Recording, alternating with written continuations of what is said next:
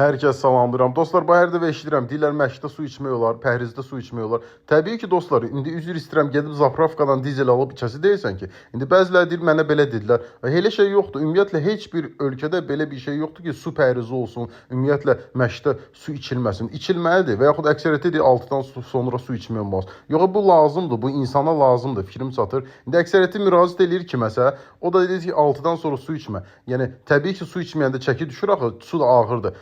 İndi həmin də insan deyir ki, nə gözəl çəkim düşür. Dayı başa düşmür ki, bunun yəni suyu gedir. Yəni əsas nədir? İnsanın yağı getsin. Və ondan da əlavə sən yarışa çıxmırsan ki, sən duzu saxlayasan və yaxud suyu bir gün qalmış saxlayasan. Belə bir şey yoxdur, dostlar. Bir daha söyləyirəm ki, su mayedir, kalorisi yoxdur. Yəni orqanizmaya lazımdır. Bir daha söyləyirəm, bir dəfəlik təbii ki, çox içmə.